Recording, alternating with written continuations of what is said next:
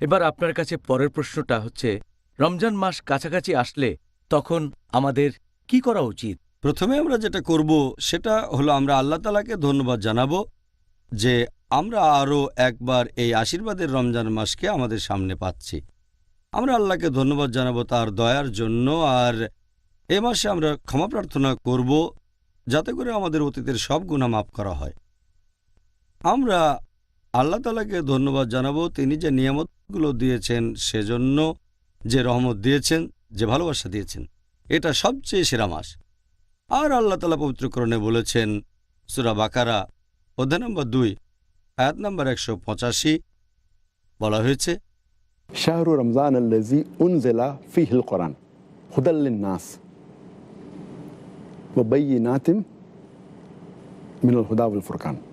যার অর্থ হলো এই রমজান মাসেই পবিত্র কোরআন অবতীর্ণ হয়েছে মানুষজাতির পথের দিশারি হিসেবে, সৎপথের স্পষ্ট নিদর্শন এবং সত্য আর মিথ্যার পার্থক্যকারী রূপে।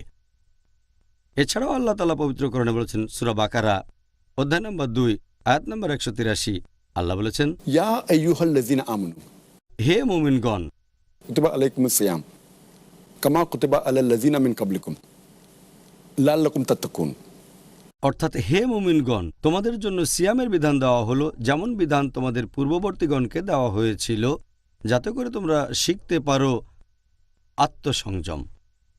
এখানে আরবি শব্দটা হলো তাত্তাকুন।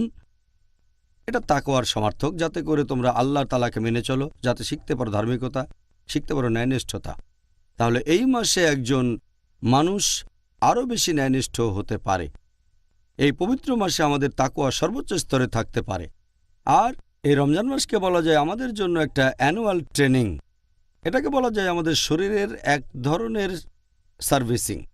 আমরা জানি যে কিভাবে বিভিন্ন যন্ত্রপাতি আর মেশিনারির সার্ভিসিং করা হয়, হয়তো 3 মাসে একবার বা বছরে একবার। এখন আপনি এভাবে বলতে পারেন যে মানুষের শরীরটা পৃথিবীর মধ্যে সবচেয়ে সেরা যন্ত্র। তাহলে তো এই যন্ত্রেরও সার্ভিসিং দরকার হয়। আর রমজান হলো মানুষের শরীরের অ্যানুয়াল সার্ভিসিংয়ের মাস। এই হলো মানুষ জাতির জন্য আধ্যাত্মিক আর নৈতিক ট্রেনিংয়ের মাস। এভাবে আমাদের শরীর, মন এবং আত্মা বিশুদ্ধ হয়ে যাচ্ছে।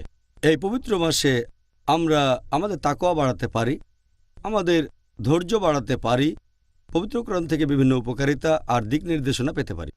সুবহানাল্লাহ, জাযাকাল্লাহ খায়ের। সুন্দর বলেছেন।